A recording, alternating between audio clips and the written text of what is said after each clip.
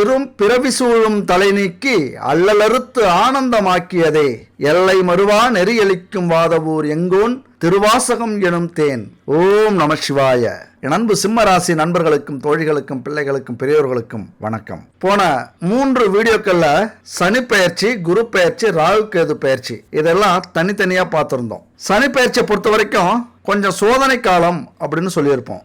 குரு பெயர்ச்சியை பொறுத்த வரைக்கும் ஆஹா ஓஹோ அற்புதம் அப்படின்னு சொல்லியிருப்போம். ராகு கேது பெயர்ச்சியை பொறுத்த வரைக்கும் நல்லா இருக்கும் ஆனா நல்லா இருக்காது அப்படின்னு சொல்லியிருப்போம். இந்த 3 பெயர்ச்சிகளும் உங்களுக்கு ஒரு குழப்பத்தை ஏற்படுத்தி இருக்கும், உண்மைதானே? சரி, இந்த 2-3 வருஷத்துல நம்ம வாழ்க்கை நல்லா போகுமா அல்லது சோதனை காலமா இருக்குமா அப்படிங்கிற சந்தேகம் உங்களுக்கு ஏற்பட்டிருக்கும். ஆனாலும் அந்த சந்தேகத்தை தீர்க்கிறது மாதிரி இந்த 3 பெயர்ச்சியையும் எடுத்துக்கிட்டு உங்க வாழ்க்கை எப்படி போகும், எப்படி போனா சிறப்பா இருக்கும், உங்கள் முன்னேற்றத்திற்கான அமைப்பு என்ன, எதுபடி போனீங்கன்னா உங்க வாழ்க்கையில நீங்க நிம்மதியா சந்தோஷமா ஒரு அற்புதமான வாழ்க்கையை பெற முடியும் அப்படிங்கறத பத்தி தான் இந்த வீடியோல நம்ம தெளிவா பார்க்க போறோம். அதனால உங்க வாழ்க்கையில நீங்க இந்த சூழ்நிலைய மாத்தணும், இந்த கீழ்நிலைய மாத்தணும் அப்படி யோசிச்சிங்க அப்படின்னா இந்த வீடியோ ஸ்கிப் பண்ணாம கடைசி வரைக்கும் பாருங்க. சனி குரு ராகு கேது பெயர்ச்சி எப்படி இருக்கு? வருஷத்துக்கு ஒரு முறை பெயர்ச்சியாவது குரு பெயர்ச்சி, 1.5 வருஷத்துக்கு ஒரு முறை பெயர்ச்சியாவது ராகு கேது பெயர்ச்சி, 2.5 வருடத்திற்கு ஒரு முறை பெயர்ச்சியாவது சனி பெயர்ச்சி. அப்ப ஆக மொத்தம் 2.5 வருடத்திற்கான பலன்களை நம்ம இந்த வீடியோல பார்க்க போறோம். ஒரு ஜாதகத்துல கர்ம பலனை தெரிஞ்சுக்கணும் அப்படின்னா இந்த 3 பெயர்ச்சிகளும் மிக முக்கியமானது. இந்த 3 பெயர்ச்சியை தான் நம்ம ரொம்ப ஆர்வமா பார்ப்போம். இந்த 3 கிரகங்களும் நம்ம ஜாதகத்துல வலுவில்லாம இருந்துட்டா என்ன நடக்கும்? கோடி கோடியா பணம் இருந்தாலும் நம்மளால அனுபவிக்க முடியாது. ஆக்கி வச்ச சோறை ஆறி போனாலும் சாப்பிட முடியாது. பெரிய பிரம்மாண்டமான சொகுசு வாகனம் இருக்கும், அதுல பயணம் செய்ய முடியாது. என்னன்னா எல்லாமே இருக்கும், ஆனா எதையும் அனுபவிக்க முடியாத வெறுமையும் வெறுப்பும் வாழ்க்கையில இருக்கும். இந்த 3 பேரும் சரியில்லைன்னா அது மட்டும் இல்ல, வீண் வதந்தி, வம்பு வழக்கு, கணவன் மனைவிக்குள்ளார சந்தேகம், ஈகோ பிரச்சனை, வாகன விபத்து, பழுதுபட்டு மாசம் செலவு வைக்கிறது, பயணத்துல தடை, அப்படியே முண்டி அடிச்சு பயணம் போனாலும் போன காரியம் நடக்காது, வாழ்க்கையில சலிப்பு எல்லாம் என்ன காரணம்? எல்லாம் இந்த 3 கிரகங்களுடைய நிலை நம்ம ஜாதகத்துல சரியில்லாததான் காரணம். அது மட்டும் இல்ல, வீண் பழிய சுமக்கிறது, அவச்சொல்லுக்கு ஆளாவது, அவமானப்படுறது, அதிகபட்சம் கௌரவத்தை இழக்கிறது, எல்லாத்துக்கும் என்ன காரணம்? பணம். அப்ப இந்த மாதிரியான நிலைய உருவாக்குறது நம்முடைய ஜாதகத்துல இருந்தாலும் கோல்சாரம் இந்த மாதிரி பெயர்ச்சிகள் நடக்குதுல அப்ப கொஞ்சம் மாறும். நம்ம வாழ்க்கையில தலையெழுத்து அப்படிங்கிறது தான் நம்ம வீட்டில் இருக்கிற ஜாதகம். அந்த தலையெழுத்தையே மாற்றக்கூடிய வலிமை எதுக்கு உண்டு அப்படின்னா இந்த கோல்சாரத்துக்கும் நீங்க வணங்குறீங்கள அந்தந்த காலகட்டத்தில் இறைவனை நோக்கி ஓடுறீங்கள, இறைவனுக்காக நல்லது செய்றீங்கள, எந்நேரமும் இறைவனையே நினைச்சுக்கிட்டு இருக்கீங்கள, இந்த மந்திரம், ஆன்மீக பயணம், தியானம் இது மாதிரி உங்க வாழ்க்கையில நீங்க செய்யற அத்தனை தெய்வீக செயல்களுக்கும் ஒரு வலிமை உண்டு. உங்களுடைய வாழ்க்கை, உங்க தலையெழுத்து எப்படி இருந்தாலும் அதையெல்லாம் மாற்றக்கூடிய வலிமை இந்த கோல்சாரத்துக்கும் நீங்க செய்யற இந்த பரிகாரங்களுக்கும் உண்டு அப்படின்னு சொல்ல வரேன். அதனால இந்த 3 கிரகத்துக்கும் மிக முக்கியமான பொறுப்பு உண்டு. நம்ம வாழ்க்கையில பார்க்கறதுக்கு கோடீஸ்வரன் மாதிரியே இருப்பாங்க, 10 பேர் சுத்தி எந்நேரமா இருப்பாங்க, ஆனா உள்ளுக்குள்ளார ஒரு கவலை இருந்துகிட்டே இருக்கும், ஒரு மனக்குழப்பம் இருந்துகிட்டே இருக்கும். அதுக்கு காரணம் இந்த 3 கிரகம் தான். அப்ப இந்த 3 கிரகம் எவ்வளவு முக்கியமானது நம்ம வாழ்க்கையில அப்படிங்கிறத நீங்க புரிஞ்சுக்கணும். ஏற்கனவே தனித்தனி வீடியோ போட்டிருக்கோம், டைம் இருக்கும்போது அந்த வீடியோவெல்லாம் போய் பாருங்க, தெளிவா சொல்லியிருக்கோம். நிறைய பேர் பாராட்டி இருக்கீங்க, நிறைய பேர் நெகட்டிவாகவும் சொல்லியிருக்கீங்க. அதை பத்தி கவலை இல்லை. இந்த பிரபஞ்சம் என்ன உங்ககிட்ட வந்து சேர்க்க சொல்லுதோ அதையே நம்ம சேர்த்துருக்கோம், அதை போய் பாருங்க. நம்ம வாழ்க்கையில இந்த 3 கிரக பயிற்சிகளும் எந்த அளவுக்கு முக்கியமோ அந்த அளவுக்கு மிக மிக முக்கியமான ஒரு தகவலை பத்தி நான் கூட பகிர்ந்துக்கிறேன். நம்ம வாழ்க்கையில மிக முக்கியமான பிரச்சனை என்னன்னா உடல் எடை பிரச்சனை தான். உடல் எடை பிரச்சனை இருந்தாலே பல நோய்களுக்கு காரணமா அமையும். அதுபோல எதையும் நம்மளால செய்ய முடியாது, உழைக்க முடியாது, ஒரு மானம் மரியாதை இருக்காது, இப்படி பல பிரச்சனைகளை இந்த உடல் எடையால நம்ம சந்திப்போம். அதுக்கெல்லாம் ஒரு தீர்வு தான் வெயிட் லாஸ் பவுடர் இவங்க கண்டுபிடிச்சிருக்காங்க. இது வரைக்கும் 1000 கஸ்டமர்ல 10,000 கஸ்டமருக்கு மேல இந்த வருஷம் மட்டுமே இந்த வெயிட் லாஸ் பவுடரை வாங்கி பல பேர் பயனடைஞ்சிருக்காங்க, நல்ல ரிவ்யூ கொடுத்துருக்காங்க. அந்த ரிவ்யூ நீங்க பார்க்கணும் அப்படின்னா ஸ்வீட்டி டிவிங்கிற யூடியூப் சேனல்ல போய் பாருங்க. டிஸ்கிரிப்ஷன்ல அந்த லிங்க் கொடுக்குறேன். கண்டிப்பா உங்களுக்கும் நம்பிக்கை இருந்தா வாங்கி பயன்படுத்துங்க. உண்மையா ஆச்சரியப்படுவீங்க. 9043688626 என்ன விளம்பரமா இருக்குன்னு பாக்குறீங்களா?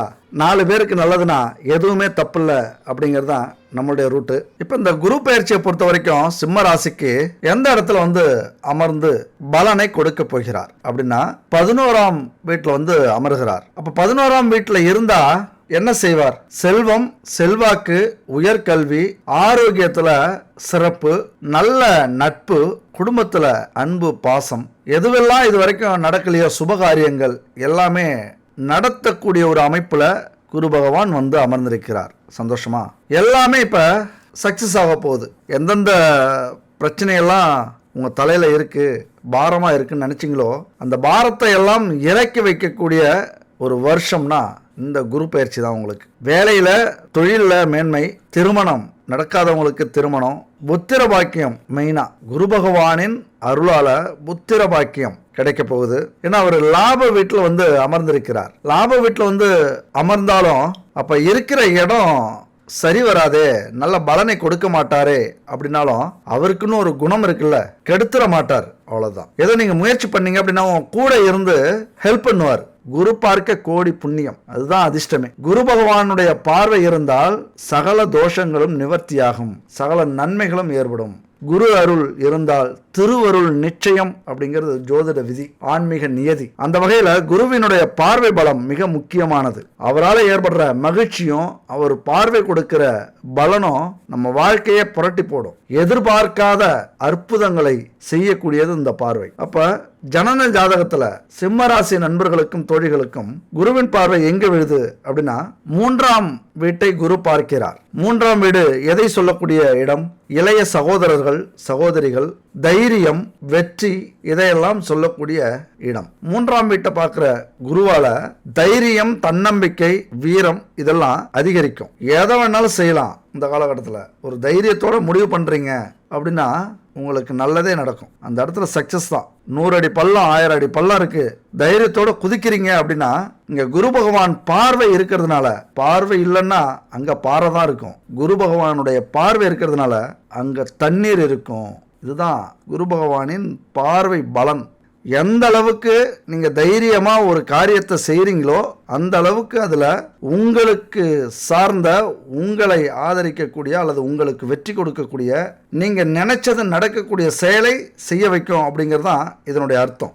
எவ்வளவு பெரிய முயற்சி வேணாலும் பண்ணலாம், தைரியமா முயற்சி பண்ணணும். வெற்றி ஸ்தானத்துல குரு பகவானுடைய பார்வை இருக்கிறதுனால வெற்றி தான் உங்களுக்கு கிடைக்கும். அதனால தைரியமா முடிவு பண்ணுங்க. ஒரு வேலைக்கு போறதோ, ஒரு தொழில் ஆரம்பிக்கிறதோ, ஒரு முதலீடு போடுறதுலையோ, வெளிநாட்டுக்கு போகணுன்னாலோ, ஒரு திருமணம் செய்யணும்னாலோ, எந்த ஒரு விஷயமா இருந்தாலும் சிந்திச்சு தன்னம்பிக்கையோட தைரியத்தோட செய்றீங்க அப்படின்னா அதுல வெற்றி தான். அது மட்டும் இல்ல, எதிரிகளால உங்களுக்கு எந்த ஒரு துரோகமுமே கெடுதலுமே இருக்காது.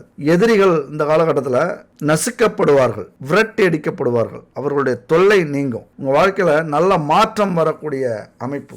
அதே நேரத்தில் இதுவரைக்கும் பகையாயிருந்த அண்ணன் தம்பி உறவு கொஞ்சம் பேசுறதுக்கு முயற்சி பண்ணுவாங்க, கூட செயல்படுறதுக்கு முயற்சி பண்ணுவாங்க, தவறை உணர்ந்து உங்க கூட பழக முயற்சி பண்ணுவாங்க. ஒரு நல்ல உறவு வருவதற்கான வாய்ப்புகள் உண்டு. அந்த உறவால நல்ல மாற்றங்கள் உண்டு, உதவி கிடைக்கும். தம்பி உடையான் படைக்கு அஞ்சான் அப்படிங்கிறது மாதிரி அந்த உறவு, நட்பு கிடைக்கும் போது எதையுமே எதிர்க்கக்கூடிய, எதையுமே செய்யக்கூடிய, செயல்படக்கூடிய ஒரு ஆற்றல் உங்களுக்கு கிடைக்கும். தைரியமா எந்த விஷயமா இருந்தாலும் செயல்படுவீங்க. அந்த உத்வேகம் கிடைக்கும். இளைய சகோதரருடைய ஆதரவு, சகோதரியுடைய ஆதரவு உங்களுக்கு பரிபூர்ணமா இந்த காலகட்டத்தில் கிடைக்கிறதுக்கான வாய்ப்புகள் உண்டு. அதே போல வெற்றி ஸ்தானம் முயற்சி பண்ணுங்க. அடுத்தது 5ஆம் இடத்தை குரு பார்க்கிறார். 5ஆம் இடம் அப்படிங்கிறது பூர்வ புண்ணியஸ்தானம். குறிப்பா உங்களுக்கு சேர வேண்டிய உங்கள் பரம்பரை சொத்து, செல்வம் இதெல்லாம் ஏதோ ஒரு விதத்தில் இந்த காலகட்டத்தில் கிடைக்கும். அது பிரச்சனையாக இருந்தாலும் சரி, பிரச்சனை இல்லாமல் இருந்தாலும் சரி, இந்த காலகட்டத்தில் உங்களுக்கு அது கண்டிப்பாக கிடைக்கும்.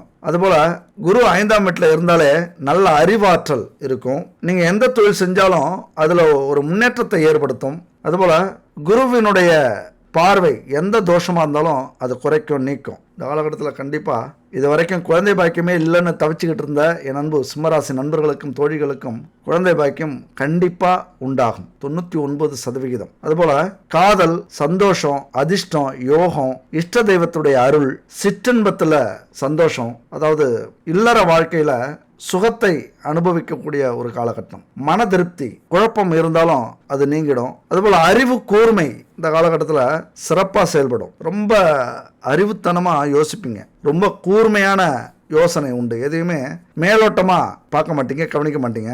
ஆழ்ந்த சிந்தனை பெரிய வெற்றியை கொடுக்கக்கூடிய ஒரு காலகட்டம். அடுத்தது 7ஆம் வீட்டு பார்வை. அதிர்ஷ்டத்துக்கு மேல அதிர்ஷ்டங்கிறது இதுதான். 7ஆம் வீட்டு பார்வைங்கிறது திருமணம் ஆகாதவர்களுக்கும் திருமணம் நடக்கும். அன்பான, அறிவான, அழகான மனைவியோ கணவனோ கிடைக்கிறதுக்கான வாய்ப்புகள் உண்டு. குடும்பத்தில் சுபகாரியங்கள் நடக்கும். நல்ல நண்பர்கள் கிடைப்பார்கள். தொழிலில் உதவி செய்யறதுக்கு நிறைய பேர் வருவாங்க. முக்கியமா தொழில் கூட்டாளிகள் கிடைச்சாலும் சரி, அல்லது உங்கள் தொழிலை முன்னேற்றத்துக்கு முதலீடுகளை கொடுத்து உதவி பண்ணுறதுக்கும் நிறைய பேர் இந்த காலகட்டத்தில் வருவாங்க. வாழ்க்கை துணை சிறப்பாக அமையும். அதுதான் இது வரைக்கும் பிரிஞ்சிருந்த என் அன்பு நண்பர்களுடைய, தோழிகளுடைய உறவுகள், துணை ஏதோ ஒரு பிரச்சனையினால பிரிஞ்சிருந்தாலும் உங்களை தேடி ஓடி வருவாங்க. அந்த பழைய நினைவுகள் அரும்பும், அந்த காதல் ஊற்றெடுக்கும். தப்பு பண்ணிட்டோம், நம்முடைய கணவன் தானே, நம்முடைய மனைவி தானே, மன்னிக்காத வாழ்க்கை என்ன வாழ்க்கை, நல்லது நடக்கணும்னா மன்னிக்கிறதுல தப்பே இல்லை, எத்தனை வருஷம் வாழ போகிறோம் அப்படிங்கிற எண்ணம் உருவாகும். ஒரு மேலோட்டமான சிந்தனை உருவாகும். திருமணம் ஆகாதவர்களுக்கு திருமணம் நடக்கும். ஏன்னா 7ஆம் வீட்டை குரு பார்க்கறது களத்திர ஸ்தானம், திருமண வாழ்க்கையை சொல்லக்கூடிய இடம், கணவனையோ மனைவியையோ சொல்லக்கூடிய இடம். கணவன் எவ்வளவு பெரிய மோசமானவராக இருந்தாலும் சரி, எவ்வளவு பெரிய கெட்டவராக இருந்தாலும் சரி, இந்த நேரத்தில் திருந்துவாங்க. இந்த நேரத்தில் திருந்தி உங்கள் பக்கம் வந்து நிற்பாங்க. அதனால சந்தோஷத்துக்கு மேல சந்தோஷம் அந்த காலகட்டத்தில் உங்களுக்கு உண்டு. இது வரைக்கும் அஷ்டமஸ்தானத்தில் இருந்த ராகு இப்ப களத்திர ஸ்தானத்துக்கு வந்திருக்கிறார். கேது பகவான் தனவாக்கு குடும்பஸ்தானத்திலிருந்து உங்க ராசிக்கு வந்திருக்கிறார். அஷ்டமஸ்தானத்துல இருந்த ராகு பகவான் பல இம்சைகளை கொடுத்திருப்பார். எதிரியாயிருப்பீங்க, துரோகம் நிறைய நடந்திருக்கும், குடும்பத்திலேயே உங்களுக்கு எதிராக வேலை நடந்திருக்கும், துணை கூட மதிச்சிருக்க மாட்டாங்க, எப்பொழுதும் கலகம் தான், தொழில நஷ்டம், அடிக்கு மேல அடி பட்டுக்கிட்டே இருந்திருப்பீங்க. என்னைக்கிடா அந்த விடிவு காலம், அதாவது அசிங்கப்பட்ட வாழ்க்கை வாழணுமா அப்படின்னு கூட நீங்க துன்பத்தின் உச்சிக்கே போயிருப்பீங்க. ஆனா இந்த காலம்ங்கிறது ரொம்ப அற்புதமான ஒரு காலகட்டம். 7ஆம் வீட்டுக்கு ராகு வந்திருக்கிறார், மாறிட்டார், களத்திர ஸ்தானத்துக்கு வந்திருக்கிறார். அதுபோல கேது உங்கள் ராசிக்கு வந்திருக்கிறார். சிம்ம ராசி நண்பர்களுக்கும் தோழிகளுக்கும் இனிமே பொற்காலமே பொற்காலம் தான். 1000 பேர் காலம் சரியில்லை, நேரம் சரியில்லைன்னு சொன்னாலும் நம்பாதீங்க. உண்மையோட, உறுதியோட, தன்னம்பிக்கையோட இருங்க. இது உங்களுக்கான காலம். தொழிலா இருந்தாலும், வியாபாரமா இருந்தாலும், வேலையா இருந்தாலும், குடும்பமா இருந்தாலும், வெளிநாடா இருந்தாலும், அல்லது ஆசைப்பட்ட துறை, தொழில் எதுவாக இருந்தாலும் புதிய உச்சத்தை தொடக்கூடிய ஒரு காலம் இது. பதவி உயர்வு, சம்பள உயர்வு, வருமான உயர்வு, அடிக்கு மேல அடி விழுந்தது மாதிரி அதிர்ஷ்டத்துக்கு மேல அதிர்ஷ்டம் உங்களுக்கு வரப்போகுது. யாரால வரப்போகுது தெரியுமா? உங்களது துணையால அதிர்ஷ்டம் கிடைக்கும். இந்த காலகட்டத்தில் எதிரியாக கூட இது வரைக்கும் இருந்திருக்கலாம், உங்களை புரிஞ்சிக்காம இருந்திருக்கலாம், இனிமே மன்னிப்பு கேட்பாங்க, உங்களுக்கு ஆதரவா இனிமே செயல்படுவாங்க. நான் இருக்க, நீ கவலைப்படாத. இல்லைன்னா இது வரைக்கும் அந்த வாய்ப்பு உங்களுக்கு கிடைச்சிருக்காது, அந்த துணிவு வந்திருக்காது, அந்த சூழ்நிலை உங்களுக்கு அமைஞ்சிருக்காது உங்களுக்கு உதவி பண்றதுக்கு. இப்ப எல்லாமே கூடி வருது. நான் இருக்கேன், நீ தைரியமா செயல்படு, உனக்கு பின்னாடி நான் இருக்கேன் அப்படின்னு சொல்லுவாங்க உங்களது கணவனோ மனைவியோ. அதுபோல ஒரே நேரத்தில் பல தொழில் செய்யறதுக்கான வாய்ப்புகள் கிடைக்கும். ஒரே நேரத்தில் பல இடத்துல இருந்து உங்களுக்கு வேலை வந்து சேரும். என் கம்பெனிக்கு வாங்க, என் கம்பெனிக்கு வாங்க. எப்படி வருவாங்க, எப்படி இந்த மாதிரி கேட்பாங்க. உங்களது திறமை வெளிப்பட்டுரும். நீங்க செய்யற வேலையிலேயோ தொழிலையோ அதிர்ச்சி ஆவாங்க. எப்படி உங்களால முடிஞ்சது, நம்ம கம்பெனிக்கு வந்தா நல்லது நடக்குமே. நிறைய மாற்றங்கள் ஏற்படும், நிறைய திறமைகள் வெளிப்படும். அதுபோல தொழில முடங்கி கிடந்தது எல்லாமே இப்ப பிச்சுக்கிட்டு வெளியில வரும். மூடி கிடந்தது எல்லாமே உடைச்சி எறிஞ்சுக்கிட்டு வரும். ஏன்னா அஷ்டமஸ்தானத்துல இருந்த ராகு களத்திர ஸ்தானத்துக்கு வந்து எல்லாத்தையும் உடைச்சி எரிய போறாரு. இந்த டேங்க ஃபுல்லா இருக்கிற வாட்டர் டேங்க திறந்து விட்டா எப்படி அடிக்கும், அப்படி உங்களது முயற்சி, உங்களது உழைப்பு, அந்த உழைப்புக்கான பலன் இந்த காலகட்டத்தில் கிடைக்க போகுது. உத்தியோகத்தில் நல்ல மாற்றம், வெளிநாட்டு பயணம், அதுபோல வெளிநாட்டு பணம். நீங்க எது யோசிச்சாலும், எதுக்கு முயற்சி பண்ணாலும் உங்களுக்கு சாதகமா நடக்கக்கூடிய வாய்ப்புகள் மிக மிக அதிகம். அதுபோல உங்களது குழந்தைகள்லாம் இருக்காங்கல்ல, இந்த காலகட்டத்தில் சாதனை படைப்பாங்க. உங்களது நண்பர்கள் தவம் இருப்பாங்க. உங்களுக்கு ஏதாவது உதவி செய்யணும், கடன் பட்டிருக்கோம், இது வரைக்கும் அலட்சியமா இருந்துட்டோம், ஏதாவது உதவி செய்வோம் அப்படின்னு யோசிப்பாங்க. இந்த காலகட்டத்தில் நீங்களே அதிசயிக்கிற அளவுக்கு மாற்றங்கள் உங்க வாழ்க்கையில நடக்க போகுது. ஆன்மீகத்தில் நாட்டம் அதிகரிக்கும். அதே போல் கவனமாகவும் இருக்கணும். உடல்நலத்தில் கவனம் இருக்கணும். குடும்பத்தில் இருக்கிறவங்க மேல அக்கறை இருக்கணும். ஏன்னா கேது பகவான் ராசிக்கு வந்திருக்கிறார். அடிக்கடி குழப்பத்தை ஏற்படுத்துவார், மனக்குழப்பத்தை உருவாக்குவார். நடக்கிறது மாதிரியே இருக்கும், திடீர்னு நடக்காது. சில விஷயம் நல்லா போயிட்டு இருக்கும், திடீர்னு தடை இருக்கும். எல்லாத்துக்கும் ஒரு காரணம் இருக்கும். ஒவ்வொரு தடைக்கும் ஒரு காரணம் இருக்கும். நடப்பதெல்லாம் நன்மைக்கு அப்படின்னு நினைச்சு பாருங்க, அந்த தடைக்கும் ஒரு காரணம் இருக்கும். ஆனா இங்க என்னன்னா, நமக்கு சாதகமா ஆசி கொடுக்கணும் அப்படின்னா அந்த தடையை உடைக்கிற வலிமையை கொடுத்து தடையை விதிக்க மாட்டார். நம்ம அந்த தகுதி பெறல, அந்த அளவுக்கு மன வலிமையோட இல்லை அப்படின்னா தடையை மட்டும் போடுவார். அதை உடைக்கிற வலிமை நமக்கு தர மாட்டார். இந்த காலகட்டத்தில் என்ன செய்வாரு? தடை போட மாட்டார், தடையை உடைக்கும் வலிமையை உங்களுக்கு கொடுப்பார். அதுக்கு நீங்க தயாரா இருக்கணும், அவ்வளவுதான். அதுபோல 7ஆம் வீட்டுல சஞ்சரிக்கிற ராகு உறவுகளை கவனிக்க வைப்பார். உறவுகள்கிட்ட இருந்து நீங்க என்ன எதிர்பார்க்குறீங்க, நீங்க என்ன உறவுகளுக்கு கொடுக்குறீங்க, என்ன மரியாதை கொடுக்குறீங்க, என்ன கௌரவத்தை கொடுக்குறீங்க, எந்த அளவுக்கு நம்பிக்கையை வளர்க்குறீங்க.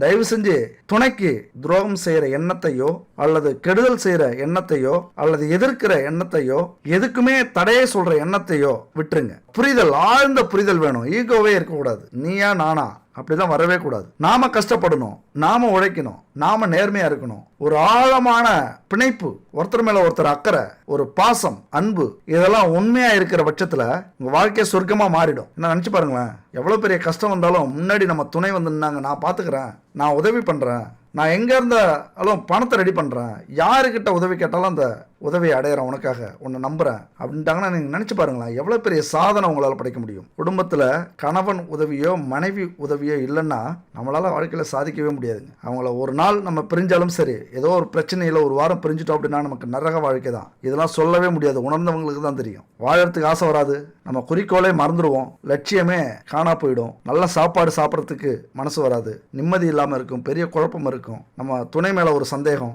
யார்கிட்ட பேசுறாங்களோ, யாரை நினைச்சிட்டு இருக்காங்களோ, என்ன பண்ணிட்டு இருக்காங்களோ, இதெல்லாம் ஒரு கொடுமையான விஷயம். என்ன தெரியுமா, இருக்கும்போது அந்த அருமை பெருமெல்லாம் தெரியாம நம்ம பாட்டே அலட்சியமா பேசிடுறது, ஈகோ பார்க்கறது, மதிக்காம நடந்துக்கிறது, உதவி செய்யாம இருந்துடுறது. அதுக்கெல்லாம் ஒரு விடிவு காலம் இந்த காலகட்டத்தில் வந்துடும். உண்மையா மதிச்சிருந்தீங்க, நேர்மையா இருந்தீங்க அப்படின்னா உங்களுக்காக உயிரே கொடுக்கக்கூடிய காலகட்டம் உங்களது துணை. மனசுக்குள்ளார ஒரு இனம் புரியாத வெறுமை வந்து சூழ்ந்திருக்கும், ஒரு வெறுப்பு வந்திருக்கும், ஒரு குழப்பம் வந்திருக்கும், திடீர் நோய் வந்திருக்கும், விபத்து ஏற்பட்டிருக்கும், கடன் நிறைய வாங்கி குவிச்சிருப்பீங்க, செலவு தொடர்ந்து வரும், பணம் எந்த அளவுக்கு வேகமாக வருதோ அந்த அளவுக்கு செலவும் வந்து நிற்கும். சில சவால்களை எதிர்கொள்வீங்க. நீங்கள் நம்மளால சமாளிக்க முடியுமா அப்படிங்கிற மலைப்பு இந்த காலகட்டத்தில் உங்களுக்கு உண்டாகி இருக்கும். வாழ்க்கையில் ஏற்படுற தடைகளை நீங்கள் சந்திக்கிறதுக்கும் வெற்றி பெறத்துக்கும் எது உதவு தெரியுமா? நம்பிக்கை தான் உதவுது. எத்தனை கிரகங்கள் எப்படி வேணாலும் இருக்கட்டும், எத்தனை பிரச்சனைகள் எங்க வேணாலும் இருக்கட்டும், எது வேணாலும் நடக்கட்டும், அந்த இறைவனின் அருள் கிடைச்சதுன்னா, அந்த இறைவனின் கை நமக்கு கிடைச்சது அப்படின்னா அதை தொட்டுட்டீங்கன்னா போதும். நெருப்பிலே வீழ்ந்தாலும் வீறு கொண்டு எழுந்து வானில் எட்டாத உயரத்தில் கம்பீரமாக வலம் வரும் ஃபீனிக்ஸ் பறவை மாதிரி உங்களால பறக்க முடியும். அந்த இறைவனுடைய கை உங்களுக்கு கிடைச்சது அப்படின்னா. யாரையும் உலகத்தில் நம்பாதீங்க. இந்த காலகட்டத்தில் இறைவனை மட்டும் நம்புங்க. அந்த ஃபீனிக்ஸ் பறவை நெருப்புல விழுந்து மறுபடியும் பறக்க வீறு கொண்டு பாயுமா விண்ணை நோக்கி. நமக்கும் வாழ்க்கை இருக்கு, இந்த நெருப்பிலிருந்து நம்மளாலையும் தப்பிக்க முடியும் அப்படின்னு வீறு கொண்டு விண்ணை நோக்கி அந்த நம்பிக்கையோட பாயுமா. இந்த ஃபீனிக்ஸ் பறவை தான் நீங்களும். தோல்வியிலிருந்து வெற்றிக்கான உத்வேகத்தை உயிர்ப்பிக்க முடியும் அப்படின்னு நம்பிக்கை ஊட்டுறது தான் ஃபீனிக்ஸ் பறவை. இது ஃபீனிக்ஸ் பறவை இல்லைங்க, நம்பிக்கை. நம்பிக்கை அப்படிங்கிறது நம்முடைய உறுதியான மனப்போக்கு. எதை நம்புறோமோ அதை முடிச்சே காட்டணும் அப்படிங்கிற ஒரு வெறியை கொடுக்கக்கூடியது. எத்தனை தடைகள் வந்தாலும், தாமதங்கள் வந்தாலும், எதிர்ப்புகள் வந்தாலும், தோல்விகள் வந்தாலும், அவமானங்கள் வந்தாலும் அதை அடைந்தே தீர்வதுதான் நம்பிக்கை. நேர்மறையான சிந்தனைகளை நோக்கி நம்மளை தூக்கிட்டு போகும், அழைச்சிக்கிட்டு போகாது, தூக்கிட்டு போகும். வாழ்க்கையில ஏற்படுற அத்தனை தடைகளையும் உடைச்சி வெற்றிங்கிற ஒரு சுருக்கத்தை காட்டக்கூடியது அந்த நம்பிக்கை. அந்த நம்பிக்கை நம்ம மேலே நமக்கு இல்லை அப்படின்னா வேற யாரு வைப்பாங்க? முதல்ல நாமளே பெரிய ரகசிய புத்தகங்க.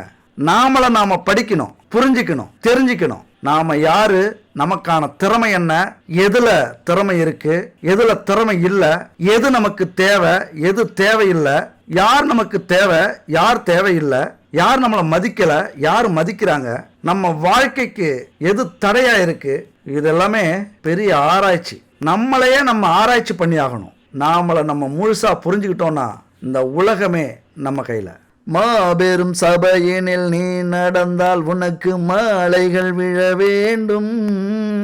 ஒரு மாசு குறையாத மன்னன் இவன் என்று போற்றி புகழ வேண்டும்.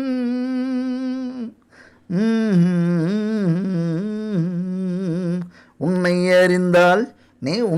அறிந்தால் உலகத்தில் போராடலாம். உயர்ந்தாலும் தாழ்ந்தாலும் தலை வணங்காமல் நீ வாழலாம்.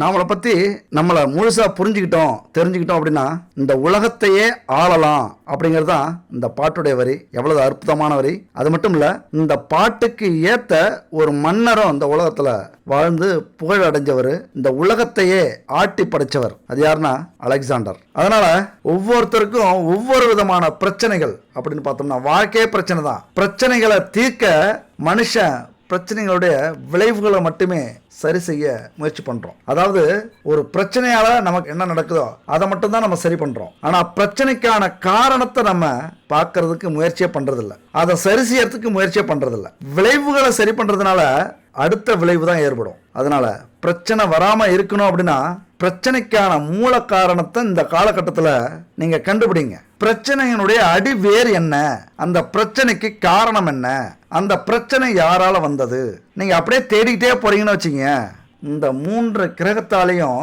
உங்களை கை காட்டுவீங்க. நீங்க தான் பிரச்சனை. அச்சச்சோ நாங்க பிரச்சனையா? உங்களை இல்லாம ஒரு அணுவும் அசைஞ்சிருக்காது, உங்களை இல்லாம எந்த ஒரு பிரச்சனையும் ஆரம்பிச்சிருக்காது. அத்தனைக்கும் காரணம் நீங்க தான். அப்போ உங்களை நீங்க சரி பண்ணிட்டீங்க அப்படின்னா வெற்றியும் யாருக்கிட்ட இருக்கு? உங்ககிட்ட தான் இருக்கு. நீங்க தேடி அலைஞ்சி கஷ்டப்பட வேண்டிய அவசியமே இல்லை. அத்தனையும் உங்ககிட்ட தான் இருக்கு. இறைவன் எழுதிய அழகான மென்பொருள் என்ன தெரியுமா?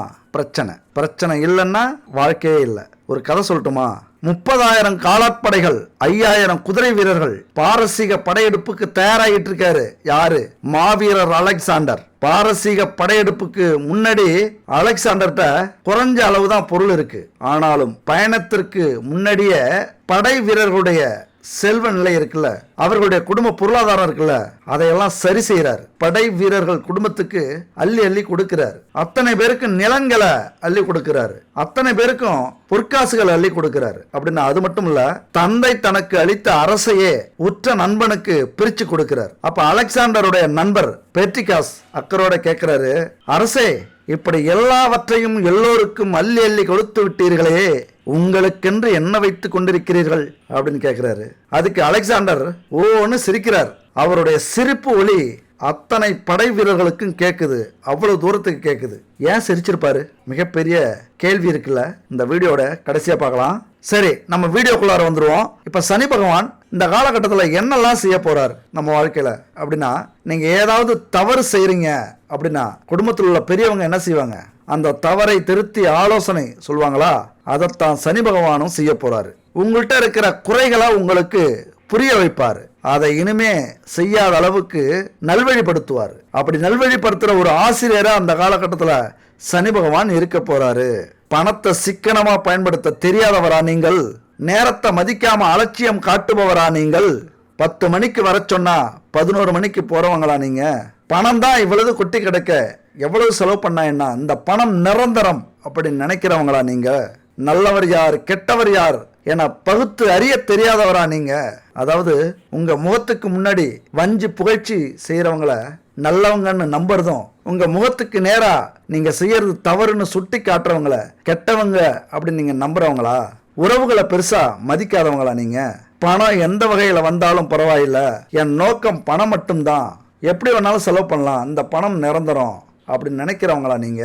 அப்படின்னா கண்டிப்பா உங்களை சனி பகவான் பாப்பாரு.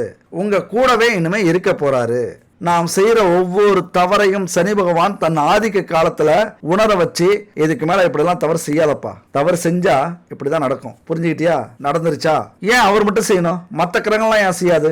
சனிங்கிறவரு நீதிமான். எதை தரணுமோ அதை பாரபட்சம் இல்லாம தருவார். அது ஆண்டவனாக இருந்தாலும் சரி, அரசனாக இருந்தாலும் சரி, ஏழையாக இருந்தாலும் சரி, எளிமையானவர்களாக இருந்தாலும் சரி, அது நல்லதோ கெட்டதோ மற்ற கிரகங்கள்லாம் கொஞ்சம் சமரசம் பண்ணிக்கும். சரி பரவாயில்ல போய்ச்சிட்டு போட்டோம் அப்படின்னு.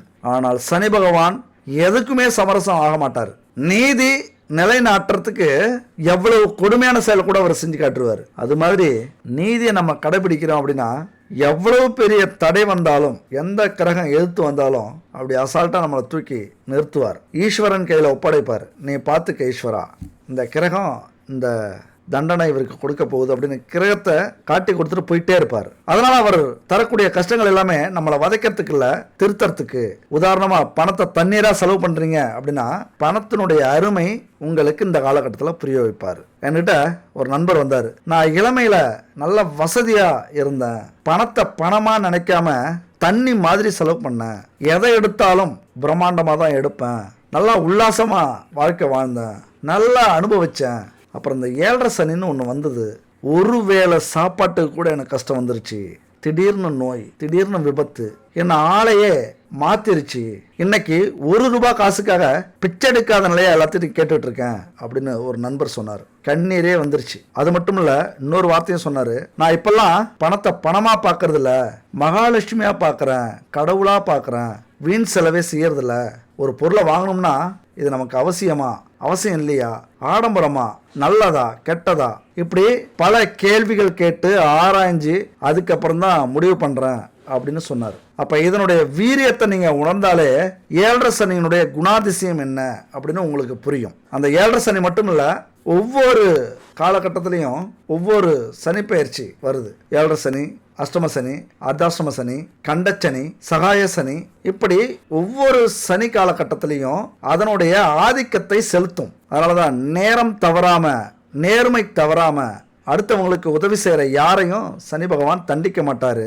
யாருக்கோ கொடுக்க வேண்டியதை உங்கள்கிட்ட கொடுத்துட்டு போயிட்டே இருப்பார். ஊரை விட்டு வெளியூருக்கு போறது மிக புத்திசாலித்தனம். ஏன்னா வெளியூர்ல உங்களால கண்டிப்பா சாதிக்க முடியும். ஊரை விட்டு வெளியில போய் இந்த காலகட்டத்தில் நீங்க எது செஞ்சாலும் பெரிய பாதிப்பை ஏற்படுத்தாது. அது பலனா உங்களுக்கு கொண்டு வந்து கொடுக்கும், திருப்பி கொடுக்கும். முடிஞ்சா குடும்பத்தோட போயிடுங்க. அது லாபமோ நஷ்டமோ, நல்லா சம்பாதிக்கிறீங்களோ குறைவா சம்பாதிக்கிறீங்களோ, இந்த ஒரு 2.5 ஆண்டுகள் கஷ்டப்படுங்க. மிகப்பெரிய மாற்றத்தை உங்களால கொண்டு வர முடியும். அதுக்கப்புறம் நீங்க ஊருக்கு வந்து பாருங்க, எல்லாரும் கண்டிப்பா ஆச்சரியப்படுற அளவுக்கு நீங்க வாழ்ந்துகிட்டு இருப்பீங்க. மிக முக்கியமா பெரிய முதலீடு போடாதீங்க. உடல்நிலையில கவனம் செலுத்துங்க. வண்டி வாகனத்துல போகும்போது இந்த வித்தையெல்லாம் காட்டாதீங்க. ஏன்னா வண்டியிலையும் சனி பகவான் இருப்பார். அதுபோல தொழில கௌரவம் பார்க்காதீங்க. எது செஞ்சாலும், எந்த வேலை கொடுத்தாலும், எந்த தொழில் செஞ்சாலும் உழைக்கிறதுக்கு நான் ரெடியா இருக்கேன், அது லாபமோ நட்டமோ ஆண்டவன் பார்த்துப்பான், அவ்வளவுதான். இந்த அஷ்டம சனி அப்படிங்கிறது அதிகமான சோதனைகளையும் கொடுக்கும், சிகரத்தையும் தொட வைக்கும். ரொம்ப வித்தியாசமான ஒரு காலகட்டம் இது. அப்ப சிகரத்தை தொட முடியும் அப்படிங்கிறது உங்களுக்கு விதி. சிரமங்களையும் துன்பங்களையும் எப்படி நீங்க அனுபவிக்க போறீங்களோ அதுபோல புகழையும் சிகரத்தையும் அடைய போறீங்க இந்த 2.5 ஆண்டு காலம். ஒரே விஷயம் தான், எச்சரிக்கையா இருங்க. அப்படியே நடந்துட்டாலும் நான் எதிர்பார்த்ததுதான், பதட்டப்படாதீங்க. எது நடந்தாலும் அதற்கான தீர்வை நிதானமா நின்னு பொறுமையா கண்டுபிடிக்க ஆரம்பிங்க. கொஞ்சம் சிந்திக்க ஆரம்பிங்க, எல்லாத்துக்குமே விடை கிடைக்கும். அடுத்தது சனி பகவானுடைய பார்வையை பார்த்தோம் அப்படின்னா 3 விதமான பார்வை சனி பகவானுக்கு உண்டு. 3ஆம் வீடு, 7ஆம் வீடு, 10ஆம் வீடு. அப்ப இதுல அஷ்டம சனி பார்வை, அதாவது உங்களுடைய 10ஆம் வீட்டுல விழுது, தொழில் ஸ்தானத்துல விழுது. இது வரைக்கும் நியாயமா நீங்க செயல்பட்டு இருந்தீங்க உங்க வேலையில, தொழில. இந்த காலகட்டத்தில் நீங்க பயப்பட வேண்டிய அவசியமே இல்லை. கொடுக்க வேண்டியதை கண்டிப்பாக கொடுப்பார் சனி பகவான். பல துரோகத்தை அனுபவிச்சிட்டீங்க, நஷ்டம் ஏற்பட்டுடுச்சு. ஆனா உங்களது பாதையிலிருந்து நீங்க விலகல, குறுக்கு பாதையெல்லாம் போகல அப்படின்னா நீங்க கவலைப்பட வேண்டியதில்லை. போனவங்க கண்டிப்பா பயப்படணும். போனவங்களுக்காகத்தான், அதாவது குறுக்கு வழியில போனவங்களுக்காக, அடுத்தவங்களுக்கு துரோகம் செஞ்சவங்களுக்காக ஒவ்வொரு பலனும், அதாவது பணம், காசு, சொத்து, நிலம், வீடு, வாகனம், இதெல்லாம் நேர்மையான வழியில சம்பாதிச்சிருந்தீங்க அப்படின்னா நீங்க கவலையப்பட வேண்டியதில்லை. தொழில் உங்களுக்கு சிறப்பாக இருக்கும். குறுக்கு வழியில சம்பாதிச்சீங்க அப்படின்னா கொஞ்சம் எச்சரிக்கையாக செயல்படுங்க. ஏன்னா அந்த இடத்த வந்து கவனிக்க வராரு. தொழில் கரெக்டா செஞ்சீங்களா, இந்த வீடு நல்ல காசுல தான் வீடு கட்டினீங்களா, இந்த சொத்து எல்லாம் நேர்மையான வழியில தான் சம்பாரிச்சதா, நீங்க வேலை செய்யற முதலாளிக்கு நேர்மையா இருக்கீங்களா, நீங்க செய்யற தொழிலுக்கு மரியாதை கொடுக்கறீங்களா, தொழிலை கடவுள் மாதிரி நினைக்கிறீங்களா, இதையெல்லாம் கவனிக்கக்கூடிய காலகட்டம் தான் இந்த 2.5 ஆண்டுகள். சரி, போனது போகட்டும். இதுக்கு மேல சரியா இருந்தா கஷ்டம் வரும். அதுக்கப்புறம் இதுக்கு மேல சரியா இருக்கிறீங்களா, அதனால நல்ல பலனை கொடுக்கும். போனது போகட்டும். இதுக்கு மேலேயாவது தொழில, வேலையில அல்லது என்ன பலன் உங்களுக்கு கிடைக்கணுமோ அந்த விஷயத்துல நேர்மையா இருங்க. அவ்வளவுதான். அடுத்தது உங்களது 2ஆம் வீட்டை சனி பகவான் பார்க்கிறார். 2ஆம் வீடு தனம், வாக்கு, குடும்பஸ்தானம். நான் சொன்னது மாதிரி தான்,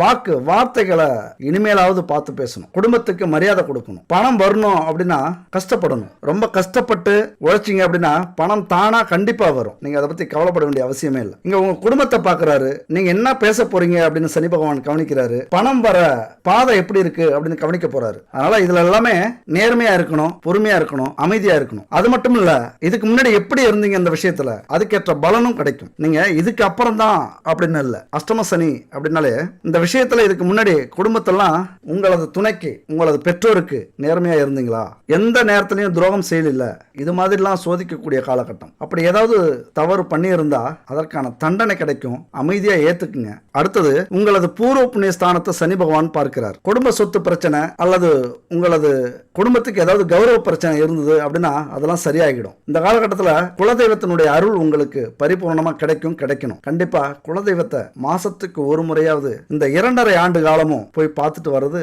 ரொம்ப நல்லது. 3 மாசத்துக்கு ஒரு முறை பூஜை வைங்க, பொங்கல் வைங்க. வருஷத்துக்கு ஒரு முறை ஏதாவது காவை கொடுத்து குலதெய்வத்தை சாந்தப்படுத்துங்க. ஏன்னா சனி பகவான் அந்த வீட்டையும் பார்க்கிறாரு. உங்களது குடும்பத்தையும் கௌரவத்தையும் பாரம்பரியத்தையும் உங்களது சந்ததியினரும் காக்கணும், பிரச்சனை வரக்கூடாது அப்படின்னா குலதெய்வத்தை மாசத்துக்கு ஒரு முறை பார்க்கறதும், 3 மாசத்துக்கு ஒரு முறை பொங்க வைக்கிறதும், வருஷத்துக்கு ஒரு முறை காவை கொடுக்கறதும் இந்த அஷ்டம சனியில ரொம்ப ரொம்ப நல்லது. ஒன்றும் இல்லைங்க, இதை மட்டும் நீங்க புரிஞ்சுக்கிட்டீங்க அப்படின்னா கண்டிப்பா ஆன்மீகத்துக்கும் இந்த ஜோதிடத்துக்கும் நம்ம விதியை மாற்றக்கூடிய வலிமை எந்த அளவுக்கு உண்டு அப்படிங்கறத உங்களால புரிஞ்சிக்க முடியும். எப்படி சொல்றேன் அப்படின்னா, வருஷம் முழுக்க கெடுதலே ஒரு குடும்பத்துல ஒரு மனுஷனுக்கு நடந்துகிட்டு இருந்ததுன்னா அந்த குடும்பமோ ஒரு மனிதனோ தாங்கிப்பானா? அல்லது வருஷம் முழுக்க பணமா கொட்டிக்கிட்டே இருந்ததுன்னா இந்த உலகத்தால அவங்கள கட்டுப்படுத்த முடியுமா? இந்த பிரபஞ்சத்தால அவங்கள கட்டுப்படுத்த முடியுமா? அது மாதிரி தான் அதிக பணம் வந்தாலும் அகந்தை வந்துவிடும், அதிகம் துன்பம் வந்தாலும் பைத்தியம் பிடித்து விடும். அதனாலதான் இறைவன், அதாவது நன்மை தீமை எதுவா இருந்தாலும் அளந்து கொடுத்திருப்பாரு, மாற்றி மாற்றி கொடுப்பாரு. எந்த இடத்துல ஒரு மனுஷனால தாங்க முடியுமோ அந்த இடத்துல கொடுப்பாரு. குழப்பமா இருக்கா? குழம்பெல்லாம் வேண்டாம். ஒரு வருஷத்துல 7.5 சனி இப்ப வந்திருக்கு ஒருத்தருக்கு அப்படின்னா அவங்களுக்கு குரு பகவான் தொழில் ஸ்தானத்தையோ அல்லது லாபஸ்தானத்தையோ பார்ப்பார். ராகு கேது இரண்டுமே முயற்சி ஸ்தானம் அல்லது எதிரிகள் ஸ்தானம் அல்லது சுகஸ்தானம் இப்படி பார்ப்பாங்க, அதுல இருப்பாங்க. தெரியுதுங்களா? ஒரு கிரகம் நம்ம வாழ்க்கையில கெட்டதை நடத்தணும் அப்படின்னு வந்துருச்சுன்னா இன்னொரு கிரகம் அதை சரி செய்யக்கூடிய இடத்துக்கு வந்து நிற்கும். அதுதான் மனிதர்களால் புரிந்து கொள்ள முடியாத சூட்சமம். இதுதான். அதனால பாதகமே நடக்குது அப்படின்னு நம்ம அச்சப்பட தேவையில்லை. ஒரு நாள் கண்டிப்பா இது சரியாகும். எந்த ஒரு கஷ்டம், துன்பம், துயரம் நடந்தாலும் இது நிரந்தரம் அப்படின்னு நினைச்சிடாதீங்க. இந்த நிலையும் மாறும். இன்னொரு கிரகம் நமக்காக வரும். அதனால இந்த பெயர்ச்சிகள் நடந்ததுனால ஆலயங்களுக்கு செல்லுங்கள், மனமுருக பிரார்த்தனை செய்யுங்கள். முடியலையா வீட்டிலேயே பரிகாரம் செய்யுங்க. ஒரு விளக்க ஏத்தி வச்சு அதுல சுத்தமான நெய்யை ஊத்தி வணங்குனீங்க அப்படின்னா இந்த பிரபஞ்ச நாயகனான சிவபெருமானுடைய அருள் உங்களுக்கு கிடைக்கும். உங்க வாழ்க்கையிலையும் அற்புதங்கள் நடக்கும். அது மட்டும் இல்ல, நம்ம வீட்டிலேயே சில ஈஸியான பரிகாரங்கள் சில பூஜை பொருட்களால கண்டிப்பா நடத்த முடியும். இந்த 33 கோடி தேவர்களும் நம்ம வீட்டுக்கு வருவாங்க, வரவழைக்க முடியும். அது எப்படிங்க? தீய சக்தி நம்ம வீட்டுல அகலணும், நல்லது நடக்கணும், நம்ம குடும்பத்துல எந்த பிரச்சனையும் வரக்கூடாது, தொழில்ல நல்லது நடக்கணும் அப்படின்னா பல பூஜைகள், பரிகாரங்கள், தோஷ நிவர்த்திகள் செய்யறோம். ஆனா உண்மையிலேயே பூஜை, ஹோமம் இதெல்லாம் செய்யறதுனுடைய நோக்கம் என்ன தெரியுமா? இந்த பஞ்சபூதங்களை தன்வசப்படுத்தி அது எல்லாத்துடைய அருளும் நமக்கு கிடைக்கணும் அப்படிங்கிறது தான் இந்த பூஜைகளுடைய, ஹோமத்துடைய நோக்கம். பஞ்சபூதங்களுடைய ஆசீர்வாதம் நமக்கு கிடைக்கணும். இந்த ஹோமங்கள்லாம் 6 மாசத்துக்கு ஒரு முறை இல்லைன்னா வருஷத்துக்கு ஒரு முறை கண்டிப்பா வீட்டுல செய்யணும். ஆனா செய்யற அளவுக்கு வசதி நம்மள்ட்ட இருக்கா? 5000, 6000, 10,000 இந்த அளவுக்கு செலவாகும். அப்படி செலவு பண்ணாதான் வருஷம் மாறக்கூடிய சூழ்நிலைகள், துன்பங்கள், துயரங்கள், கொடுமைகள் எல்லாமே நம்ம குடும்பத்துல இருந்து மாறும். சரி, வசதி இல்ல, இதெல்லாம் செய்ய முடியாது, கண் திஷ்டி அதிகமா இருக்கு, மன கஷ்டங்கள் அதிகமா இருக்கு, வசதி இல்ல, எப்படி இதெல்லாம் தீக்கிறது அப்படின்னு நினைச்சிங்க அப்படின்னா அதுக்கு தான் ஒரு அற்புதமான ஒரு கண்டுபிடிப்பு இந்த காலகட்டத்தில். ஹோமங்கள் அப்படிங்கிறது மிக முக்கியமானது. அந்த ஹோமங்கள் அதிக சக்தி வாய்ந்த 3 ஹோமங்கள் இருக்கு. கணபதி ஹோமம், நவக்கிரக ஹோமம், சத்ரு சம்ஹார ஹோமம் அப்படிங்கிற இந்த 3 ஹோமமும் மிக முக்கியமான ஹோமம். ஆனா வீட்டில் செய்யறதுக்கு அதற்கான பொருளாதாரம் நம்மள்ட்ட இல்லை. அந்த பொருளாதாரம் இல்லைன்னா எப்படி நம்ம அதே பலன் கொடுக்கக்கூடிய ஒரு பரிகாரத்தை செய்யலாம் அப்படின்னா அதற்கு இப்ப வந்திருக்கிறது தான் பஞ்சகவ்ய விளக்கு, பஞ்சகவ்ய சாம்பிராணி. பஞ்சகவ்ய அகர்பத்தி. வீட்டுல பஞ்சகவ்ய விளக்குல தீபம் ஏத்தும் போது அதுல இருந்து வர புகை இருக்குல்ல, அந்த வாசம் ஹோமத்திலிருந்து வரக்கூடிய வாசத்திற்கு நிகரானது. பஞ்சகவ்ய விளக்கிலிருந்து வரக்கூடிய புகை வீடு முழுவதும் பரவுச்சு அப்படின்னா எல்லா எதிர்மறை ஆற்றலையும் வெளியேற்றி குடும்பத்துல நிம்மதியையும் சந்தோஷத்தையும் பணப்புழக்கத்தையும் அதிகரிக்கும். கண்டிப்பா ஏதோ உங்களுக்கு சம்பந்தம் இல்லாத சொல்லிட்டு இருக்குன்னு மட்டும் நினைச்சிடாதீங்க. இதெல்லாம் முயற்சி பண்ணி பாக்குறீங்க அப்படின்னா உங்க வாழ்க்கையில எத்தனை குழப்பங்கள் இருந்தாலும் அது சரியாகும். கூட பிறந்தவங்களே எதிரியா மாறுறாங்களா, துணையே துரோகம் பண்றாங்களா, அத்தனைக்கும் தீர்வு கிடைக்கும் இந்த பரிகாரத்துல. இந்த பஞ்சகவ்ய சாம்பிராணி அகர்பத்திலாம் எப்படி செய்யறாங்க அப்படின்னா, பசுவிலிருந்து எடுக்கக்கூடிய பால், நெய், கோமியம், தயிர், சாணம், இந்த 5 பொருட்களை வச்சு சில மூலிகைகளை வச்சு தயாரிக்கக்கூடியதுதான் இந்த பஞ்சகவ்ய விளக்கு சாம்பிராணி அகர்பத்தி. பசுமாட்டுல பொதுவாகவே 33 கோடி தேவர்கள் வாசம் செய்யறாங்க அப்படிங்கிறது ஐதீகம். அதுவும் பால், நெய், தயிர் இதுல மகாலட்சுமி வாசம் செய்வதா எல்லாரும் நினைக்கிறோம். அதுல சுத்தமான நெய்யை ஊற்றி தீபம் ஏற்றணும் அப்படின்னா மிகப்பெரிய பாக்கியம் நம்ம குடும்பத்துக்கு கிடைக்கும். தொழில் சிறப்பா இருக்கும். யார் மனசுலையும் நம்ம குடும்பத்துல கெட்ட எண்ணமே வராது. நமக்கு எதிராக செயல்பட மாட்டாங்க. ஒற்றுமை மேலோங்கும். திடீர் விபத்துலாம் நடக்காது. கண்டிஷ்டி சுத்தமா விலகிடும். அந்த திரி எரிஞ்சு அந்த எண்ணெய் எல்லாம் காலியாகி அப்புறம் விளக்கும் எரியும். அந்த விளக்கு எரிஞ்சு முடிஞ்சதுக்கு அப்புறம் அந்த சாம்பல் இருக்குல்ல, அது விபூதிக்கு சமமானது. அந்த சாம்பலை நம்ம சேமிச்சு வச்சுக்கிட்டு அதை நம்ம நெத்தியில தினமும் விட்டுக்கிட்டு வரோம்னா நம்ம உடம்புல இருக்கிற அத்தனை கெட்ட சக்திகளும் அத்தனை நோய்களும் பறந்து போகும் அப்படிங்கிறது ஆன்மீக விதி. பஞ்சகவ்ய விளக்கை எப்பெல்லாம் ஏற்றலாம் அப்படின்னா, கிருத்திகை, அமாவாசை, பௌர்ணமி இது போன்ற சிறப்பான நாளில் ஏற்றலாம். வெள்ளிக்கிழமையில ஏற்றலாம், திங்கட்கிழமையில ஏற்றலாம். இதெல்லாம் ஏற்றும் போது நம்ம குடும்பத்தில் நம்ம வீட்டில் கோபூஜை அல்லது ஹோமம், நாராயண பூஜை இதெல்லாம் செய்யறதுக்கு சமமானது இந்த விளக்கு ஏத்துறது. விளக்கு 10 ரூபாயோ 15 ரூபாயோ தான் வரும். இந்த ஒரு விளக்கு ஏத்துறதுனால 5000, 6000, 10,000 கொடுத்து ஹோமம் செய்யறதுக்கு ஈக்குவலான பலன் கிடைக்கும். என்னன்னா அவங்க ஒரு நாள் செய்வாங்க. நம்முடைய லட்சியங்கள் நிறைவேற வரைக்கும், நம்முடைய பிரச்சனைகள் நிறைவேற வரைக்கும் இதை நம்ம செய்யணும். அவ்வளவுதான் வித்தியாசம். பஞ்சகவ்ய பூஜை பொருட்களால கிடைக்கக்கூடிய நன்மைகள் கொஞ்சம் நஞ்சல்ல. வீட்டில் இருக்கிற எதிர்மறை சக்திகளை அடியோட அகற்றும், சண்டை சச்சரவுகளை நீக்கும், நேர்மறை ஆற்றல்கள் நமக்குள்ளார உருவாகும், லட்சுமி கடாட்சம் ஏற்படும், கடன் பிரச்சனைகள் அத்தனையும் குறையும், செல்வம் செல்வாக்கு எல்லாம் நிறைஞ்சிருக்கும், கந்திஷ்டி, நோய் தொந்தரவு, சுவாச கோளாறு, தன விஷயத்துல போராட்டம், பொருளாதார நிலையை மாத்துறது, முன்னோர்களுடைய சாபம், நாம ஏற்கனவே செஞ்ச பாவங்கள், நம்ம குடும்பத்துல எந்த ஒரு நல்ல விஷயம் சுபகாரியங்களும் நடக்கல அப்படின்னா அது நடக்க வைக்கும். இப்படி இத்தனை பிரச்சனைகளும் இந்த விளக்கில இருந்து வரக்கூடிய புகை சரி பண்ணும். அது மட்டும் இல்ல, இந்த பஞ்சபூதங்களையும் தன்வசப்படுத்தி அதனுடைய ஆசி கிடைக்கிற அளவுக்கு வலிமையானது இந்த பஞ்சகவ்ய விளக்கு, அதுல ஏற்றக்கூடிய தீபம். சரிங்க, இந்த விளக்கு எங்க கிடைக்கும் அப்படின்னு பாத்தீங்கன்னா, தெய்வீக தன்மையோட சுத்தமான நெய்யை பயன்படுத்தி, பாரம்பரியமான பொருட்களை பயன்படுத்தி பஞ்சகவ்ய விளக்கு, பஞ்சகவ்ய சாம்பிராணி, பஞ்சகவ்ய அகர்பத்தி இந்த குட் பேபி செய்யறாங்க. கண்டிப்பா வாங்கி பயன்படுத்துங்க. 9043688626. அது மட்டும் இல்ல, உங்க குடும்பத்துக்கு தேவையான அத்தனை பூஜை பொருட்களும் பாரம்பரியமான முறையில கலப்படமே இல்லாம தெய்வீக தன்மையோட இவங்க செஞ்சு தராங்க. கண்டிப்பா வாங்கி பயன்படுத்துங்க. சரி, இந்த 3 கிரகத்தினுடைய பலன் ஒட்டுமொத்தமா பாத்தீங்க அப்படின்னா கண்டிப்பா உங்க வாழ்க்கையில ஒரு பெரிய முன்னேற்றத்தை ஏற்படுத்துறதுக்கான ஒரு காலகட்டம் இது. சோதனைகளையும் தாண்டி ஜெயிப்பீங்க அப்படிங்கறதுதான் உண்மை. முயற்சி பண்ணுங்க, கண்டிப்பா வெற்றி உங்களுக்கு நிச்சயம். சரி, அந்த ஒரு ஸ்டோரிய நிறுத்தணும். பயங்கரமா அலெக்சாண்டர் சிரிச்சாரு, எல்லாரும் அவரை பாக்குறாங்க. அப்படி என்ன சொல்லி சிரிச்சார் அப்படின்னா, அலெக்சாண்டர் சொல்றாரு, என்கிட்ட எல்லாமே இழந்தாலும் எல்லாத்தையும் நான் தானமா கொடுத்தாலும் நம்பிக்கை அப்படிங்கிற அழியாத செல்வம் என்கிட்ட இருக்கு, எனக்குள்ளாரே இருக்கு. அந்த ஒரு செல்வம் போதும், இன்னும் இது மாதிரி 100 மடங்கு இல்ல 1000 மடங்கு என்னால கொண்டு வர முடியும் அப்படிங்கிற நம்பிக்கையோட சொல்றாரு. எவ்வளவு பெரிய ஆச்சரியம் இல்ல? இந்த உலகத்தையே ஆண்ட அலெக்சாண்டரே அந்த நம்பிக்கை அப்படிங்கறத அவருடைய பெரிய சொத்தா சொல்றாரு. நமக்கும் அதுதான் சொத்து. அது மட்டும் இல்ல, இந்த அலெக்சாண்டர் ஸ்டோரியை கேட்கும்போது பார்க்கும்போது படையப்பா படத்துல ஒரு சீன் வரும். அந்த சீன்ல வர ஒரு டயலாக் தான் ஞாபகம் வருது.